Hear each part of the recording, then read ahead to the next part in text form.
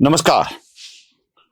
आज मी हात जोडून नमस्कार यासाठी केलाय. म्हणजे नेहमी नुसतंच नमस्कार मी सुशील कुलकर्णी असं म्हणतो. आज हात जोडून नमस्कार केलाय. हात जोडून नमस्कार करण्याचं कारण असं आहे, की मला एका दिव्य साक्षात्कारी पुरुषाचं दर्शन साक्षात घडलेलं आहे आणि ते दर्शन तुम्हालाही घडवावं, हा चमत्कार तुमच्या समोरही दाखवावा यासाठी हा व्हिडिओ घेऊन आलोय. इतिहासामध्ये जुन्या काळात एकच व्यक्ती अनेक ठिकाणी हजर असण्याचे अनेक उदाहरणं आपण बघितलेले आहेत. चर्चा ऐकलेल्या आहेत. आपण कुठे बघणार ना, चर्चा ऐकलेल्या आहेत, की एक माणूस इथंही आहे, तिथंही आहे. काही महाराजांच्या विषयी असं बोलायचे बघा. एक महाराज इतके चमत्कारी होते, की एकच महाराज अनेक वेळेला एकाच वेळी 3-4 ठिकाणी कीर्तन करत असायचे. असेही चमत्कार आपण ऐकलेली आहेत. पण या चमत्कारांच्या पलीकडे अजून एक चमत्कार तो म्हणजे महाभारतामध्ये फक्त संजयाने घडवून आणला होता. म्हणजे संजय हा सारथी बसायचा धृतराष्ट्राच्या जवळ, पण कुरुक्षेत्रावर काय चाललंय हे सगळं धृतराष्ट्राला व्यवस्थित समजावून सांगायचा. त्याला दिव्य दृष्टी होती आणि त्या दृष्टीनं तो तिथलं बघायचा आणि लाईव्ह टेलिकास्ट करायचा. त्यावेळेसचं पहिलं दूरदर्शन संजय होता असं म्हटलं तर चूक ठरू नये. मी असंच काहीसं तुम्हाला दाखवणार आहे. माणसं काय कधी-कधी इतकं ढोंगीपणानं बोलतात ना आणि ते ढोंगीपणानं बोलणं आपल्याला कळायला लागतं. मी रोहित पवारांच्या बाबतीत तुम्हाला हे सांगणार आहे. रोहित पवारांच्या बाबतीत. रोहित पवार मीडियासमोर येऊन अजित पवारांच्या मृत्यू, त्यातल्या घातपाताच्या शंका या सगळ्यावर खूप बोलतायत, रोज बोलतायत. अजूनही बोलतायत. पण बोलता-बोलता काही गोष्टी खऱ्या आणि काही गोष्टी खोट्या कशा रेटून नेतात ते तुम्हाला ऐकायचं आहे. जरा रोहित पवारांचं हे वाक्य नीटपणे ऐका. जेव्हा रेवतीचं लग्न ठरलंय हे सांगण्यासाठी पवार साहेबांनी अजितदादांना फोन केला. मी तिथं होतो.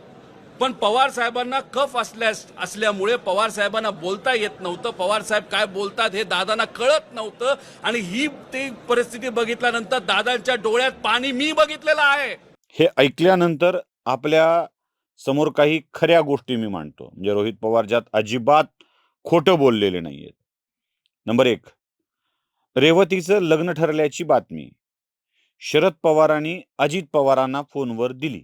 कुटुंबात घडलं असेल त्याबाबत आपल्या मनात कोणतीही शंका असण्याचं कारण नाही. नंबर 2, त्यावेळेला शरद पवारांना बोलता येत नव्हतं, कफ झाला होता. हेही आम्हाला मान्य, कारण शरद पवार त्यानंतर कफ जास्त झाला म्हणून पुण्याच्या रुग्णालयामध्ये ॲडमिट झाले होते. तेही मान्य. दम लागत होता, श्वास लागत होता, त्यामुळे बोलू शकत नव्हते, पण बोलायचं होतं. हेही वाक्य तितकंच खरं. शरद पवारांची ती अवस्था बघून पहिलं बघून, ऐकून काही असो, ऐकून असेल तर खरं आहे. अजित पवारांना खूप वाईट वाटलं, हेही खरं. साहजिक आहे. आपल्या काकाला बोलता येत नाहीये, आनंदाची बातमी सांगता येत नाहीये. अजित पवारांना वाईट वाटणं स्वाभाविक आहे. वाईट वाटलं असेल. त्याच्या पुढचं वाक्य खूप महत्वाचं आहे. मी तुम्हाला ते एकदा ऐकवतो. आणि ही ती परिस्थिती बघितल्यानंतर दादांच्या डोळ्यात पाणी मी बघितलेलं आहे. ऐकलं? अजितदादांच्या डोळ्यात आलेलं पाणी स्वतः रोहित पवारांनी बघितलेलं आहे.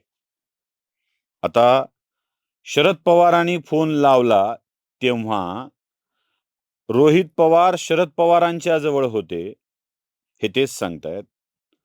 त्यांनी अजित पवारांना बोलण्यासाठी फोन केला पण बोलू शकले नाहीत, हेही रोहित पवार बोलतायत. आणि अजित पवारांच्या डोळ्यातलं पाणी स्वतः रोहित पवारांनी बघितलंय, हेही रोहित पवार बोलतायत. काय गडबड ही? बारामतीतले रोहित पवार मुंबईच्या अजित पवारांच्या डोळ्यातलं पाणी बघू शकतात. महाभारतातला संजय फिका पडेल की? संजय फिका पडेल. का असं घडलं होतं? रोहित दादा एवढे चमत्कारी आहेत, की ते एकाच वेळेला बारामतीतही होते आणि मुंबईतही होते. किंवा हा व्हिडिओ कॉन्फरन्सिंगनं चालू होता आणि त्यांच्या डोळ्यात असं कॅमेरा लावून दादा बसले होते आणि त्यांच्या डोळ्यात आलेलं पाणी रोहित पवारांनी बघितलं का? काहीतरी म्हणजे किती एखादा नॅरेटिव्ह तुमच्या डोक्यात आहे आणि तो पसरवायचा आहे. मला तर आणखी काही भयंकर गोष्टी ऐकायला, बघायला मिळतायत आणि त्यावर व्यक्त व्हावं की न व्हावं हा प्रश्न पडलाय. माणसं एखाद्याचा तिरस्कार किती करू शकतात, त्याचा एक स्वतंत्र व्हिडिओ मी करणार आहे आणि आज-उद्यामध्येच करणार आहे. तोही तुम्हाला ऐकायला मिळेल. किती एखाद्याच्या विषयी तिरस्कार भरला, व्यक्तींविषयी, जातीविषयी, की माणसं किती कोणत्या थराला जातात ते कळेल. पण यात खोटं का बोलतायत ते? असंच घडलं होतं बघा. भाऊंनी ते सांगितलं होता प्रसंग तुम्हाला आठवत असेल. अयोध्येतली बाबरी पडली, तेव्हा अयोध्येतल्या बाबरी पतनानंतर एक गोष्ट अशी घडली, की तात्काळ संजय राऊतांना फोन आला. संजय राऊत बातमी घेऊन मातोश्रीवर आले आणि मातोश्रीवर उद्धव आणि बाळासाहेबांना ती बातमी सांगितली. बाळासाहेब पटकन उद्धव ठाकरेंना म्हणाले, "टीव्ही लाव." ज्यावेळेला ते कांड तिथे घडलं होतं, तेव्हा महाराष्ट्रात एकही खाजगी 24 तासाची वृत्तवाहिनी नव्हती. आणि बातम्या बघायच्याच असतील, तर एक तर संध्याकाळी 7 वाजताच्या मराठी बातम्या किंवा संध्याकाळी 8:00-8:30 ला लागणाऱ्या हिंदी, इंग्रजी बातम्या एवढाच पर्याय लोकांच्याकडे होता. त्याच्या आधी आकाशवाणी. एखाद दुसरं बुलेटिन आकाशवाणीवर लागून जायचं.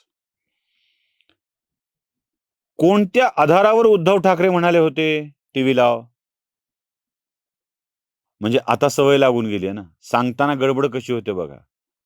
आपलं खरं आहे हे सांगण्यासाठी पुरावे निर्माण करण्याच्या नादामध्ये माणसं कशी गडबड करू लागतात, ते आपल्या लक्षात येईल.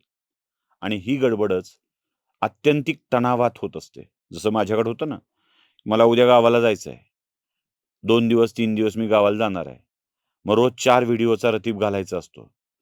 4 व्हिडिओ करायचे, 3 दिवस गावाला जायचंय, 12 व्हिडिओ करून ठेवायचे. चारित्रिकून 12. 12 व्हिडिओ रोजचे म्हणजे 4 दिवसाचे आणि आजचे 4 असं 12 आणि 4 16. 16 व्हिडिओसाठी मेहनत एकाच दिवशी घ्यावी लागते. 160 मिनिटं किमान बोलावं लागतं. अशा वेळी करून ठेवतो आणि आमच्या स्वप्नील कुमावतला समजत नाही पटकन की कोणतं टायटल कोणाचं आहे. आणि मग हिंदीचा व्हिडिओ मराठी चॅनलवर पडतो आणि गडबड होऊन जाते मग. मग लोकं मला विचारतात, की "तुमच्या हिंदी चॅनलवर कसं काय पडलं?" ही जशी करेक्ट करण्याच्या नादामध्ये जी गडबड होऊन जाते ना, तशी गडबड या लोकांच्याकडून होऊन चालली आहे. आणि ती गडबड उघडपणे कळते आहे. बाकी रोहित पवार एवढे चमत्कारी पुरुष झालेले आहेत, की ते आता मुंबई आणि बारामती या दोन्ही ठिकाणी एकाच वेळी हजर राहू शकतात. खूप लांब असलेल्या अजित पवारांच्या डोळ्यातलं पाणी तिथे हजर नसतानाही हे बघू शकतात. आणि हे बेमालूमपणे लोकांच्यात रुजवून देतात. फक्त सांगताना डोळ्यात पाणी असलं पाहिजे, कंठ दाटून आलेला असला पाहिजे आणि मग ते खरं वाटायला लागतं. अशीच सगळी ती स्थिती आहे. नमस्कार. धर्म जागृतीचा विधान